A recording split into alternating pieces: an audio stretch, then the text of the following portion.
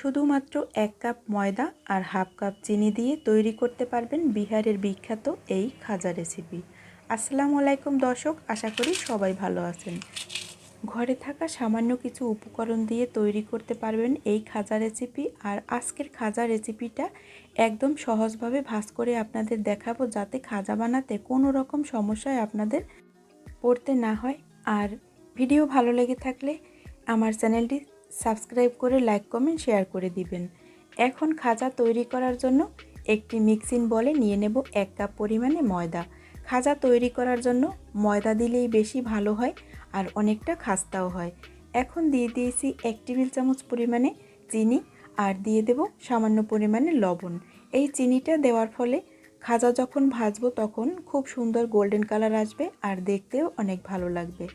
এখন 1 টেবিল চামচ ঘি দিয়ে তারপরে এটাকে ভালোভাবে মিশিয়ে নেব। আর এটাকে ময়দার সাথে ঘষে ঘষে মেশাতে হবে। যত ভালোভাবে মেশানোর কাজটা করবেন আপনার নাস্তাটা কিন্তু ততই বেশি খাস্তা হবে। এখন দেখতে পাচ্ছেন ময়দার সাথে ঘিটা ভালোভাবে মিশিয়ে নিয়েছি। আমার আরেকটু ঘি লেগেছিল, তো আপনারা চাইলে ঘির পরিবর্তে কিন্তু এখানে তেলও ইউজ করতে পারবেন, সেক্ষেত্রেও অনেক ভালো লাগবে। তবে ঘি দিয়ে করলে হয় কি, এর ফ্লেভারটা খুব সুন্দর আসে। এখন একদম যে নর্মাল তাপমাত্রার যে পানি আছে, ফ্রিজের পানিও না গরম পানিও না, সেরকম একটি পানি দিয়ে তারপরে এই ডোটা তৈরি করে নিতে হবে। তো আমি কিন্তু 1 কাপ ময়দা দিয়ে এটা তৈরি করছি, আপনারা চাইলে বেশি করেও তৈরি করতে পারবেন। তো এটা আমি রেস্টে রেখে দিয়েছি ময়দাটা। এখন এদিকে সিরাপ তৈরি করে নেব। তার জন্য নিয়ে নেব হাফ কাপ পরিমাণে চিনি আর হাফ কাপের থেকে অর্ধেক পরিমাণে পানি। আমি যতটুকু চিনি নিয়েছি তার অর্ধেক পরিমাণে পানি দিয়েছি। আর ফ্লেভারের জন্য দিয়েছি 1 টুকরা এলাচি। এলাচি দেওয়ার কারণে কিন্তু এই সিরাপ থেকে খুব সুন্দর ফ্লেভার পাওয়া যাবে। আপনি চাইলে এখানে চায়ের চামচের 1 চামচ পরিমাণে ঘিও দিতে পারবেন, সেক্ষেত্রে আরও বেশি ফ্লেভার পাওয়া যাবে। তো এখন দেখতে পাচ্ছেন একদম চিটচিটে মানে আঠালো টাইপের একটি সিরাপ তৈরি করে নিয়েছি। তো এইদিকে একটি বাটিতে 3 টেবিল চামচ রান্নার রেগুলার তেল দিয়ে তাতে আমি 2 টেবিল চামচ কর্নফ্লাওয়ার দিয়ে একটি মিশ্রণ তৈরি করে নেব। এই মিশ্রণটা কিন্তু অতি প্রয়োজনীয়, মিশ্রণটা অবশ্যই করতে হবে। তো আপনার কাছে যদি কর্নফ্লাওয়ার না থাকে সেক্ষেত্রে কিন্তু আপনি ময়দা দিয়েও এই মিশ্রণটা তৈরি করতে পারবেন, তবে কর্নফ্লাওয়ার দিয়ে তৈরি করলেই বেশি ভালো হয়। এইদিকে আমি যে রেস্টে রেখেছিলাম ময়দা, ওখান থেকে আমি 6টা লেচি কেটে নিয়েছি। এখন এরকম ছোট ছোট সাইজের রুটি বেলে নেব। যেহেতু আমি 1 কাপ ময়দা ইউজ করছি তার জন্য আমি কম করে তৈরি করছি। তো আমি এখন দেখিয়ে দেব যে কীরকম পাতলা টাইপের রুটিগুলো তৈরি করতে হবে। আর বেলার সময় কর্নফ্লাওয়ার দিয়ে যদি বেলেন সেক্ষেত্রে কিন্তু এরকম মানে ফিরার গায়ে কিন্তু রুটিগুলো লেগে আসবে না।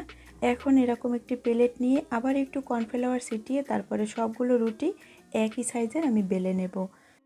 সবগুলো রুটি আমার বেলা হয়ে গেছে। এখন একটি রুটি নিয়ে তার উপরে সামান্য পরিমাণে আগে থেকে রেডি করা পেস্ট দিয়ে দেব। এরপরে হাত দিয়ে এরকম লাগিয়ে নেব। আপনি চাইলে ব্রাশ দিয়েও এই কাজটি করতে পারেন। এরপরে আরেকটি রুটি এইভাবে বসিয়ে দেব।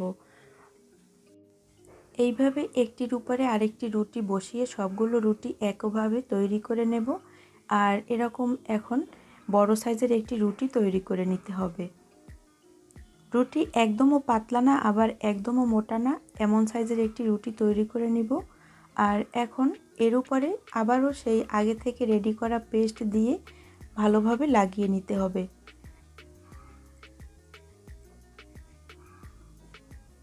এখন এটাকে পরোটা তৈরি করার মতো যে শেপ দেয় না, সেরকম করে আমি শেপ দিয়ে নেব। আর এর উপরে দিয়ে দেব কর্নফ্লাওয়ার কিছুটা পরিমাণে, এতে আরও বেশি লেয়ার ক্রিয়েট হবে। একটু লক্ষ্য করলেই বুঝতে পারবেন, একদমই সহজ। আর যারা পারেন তারা তো আগে থেকেই পারেন, যারা একদমই নূতন আছেন তাদের উদ্দেশ্যে বলছি। এখন এটাকে আবারও রুটি আকারে তৈরি করে নিতে হবে। তো এই রুটি কিন্তু আমি বারে বারেই বলছি একদমই পাতলা আবার একদমই মোটা করে তৈরি করা যাবে না। তো আমি কিচেন স্ল্যাবের উপরে নিয়েছি যাতে রুটিটা বড় করে তৈরি করা যায়। তো এখন একটি চাকুর সাহায্যে এরকম কেটে নেব। তো আমি এরকম একটি কেক কাটার চাকু নিয়েছি যাতে পাশ থেকে একটু ডিজাইন হয়। আর এটা নিয়েছি কিন্তু সবজি কাটার যে চাকু ছুরি থাকে না সেটা। তো তো আপনারা চাইলে নর্মাল যে চাকু থাকে সেটা দিয়েও এই কাজটি করতে পারবেন। তো সবগুলো একই মাপের করে আমি তৈরি করে নেব।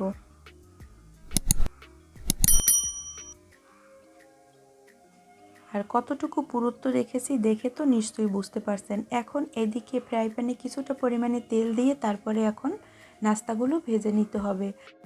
আর নাস্তা ভাজার আগে কিন্তু তেলটা ভালোভাবে গরম করে নিতে হবে। এরপরে নাস্তা দেওয়ার পরে যখন নাস্তা ফুলতে শুরু করবে তখন কিন্তু চুলার আঁচ কমিয়ে দিতে হবে। আর যদি হাই আঁচে ভাজেন সেক্ষেত্রে কিন্তু এটা খুব দ্রুত কালার চলে আসবে আর ভিতর থেকে এটা খাস্তা হবে না। যেহেতু এটা খাজা, এটা কিন্তু অসম্ভব মুচমুচে হবে।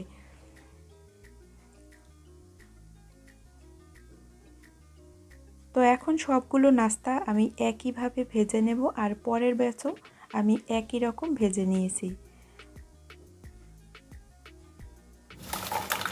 আর নাস্তাটা কতটা ক্রাঞ্চি শব্দ শুনে তো নিশ্চয়ই বুঝতে পারছেন। তো আমি আপনাদের সাথে একটি নাস্তা ভেঙে শেয়ার করছি। আর এই খাজাটা কিন্তু দুইভাবেই খাওয়া যায়। সিরাপ ছাড়াও আপনি খেতে পারবেন শুধুমাত্র চায়ের সাথে, আবার কিন্তু সিরাপ করেও খেতে পারবেন। আজ এখানেই বিদায় নিচ্ছি। দেখা হবে নতুন পর্বে নতুন ভিডিওতে। আর ভিডিও ভালো লাগলে প্লিজ একটি লাইক দিবেন আর লাইক কমেন্ট শেয়ার করে আমার পাশেই থাকবেন। ভিডিওটা দেখার জন্য অসংখ্য ধন্যবাদ। আল্লাহ হাফেজ।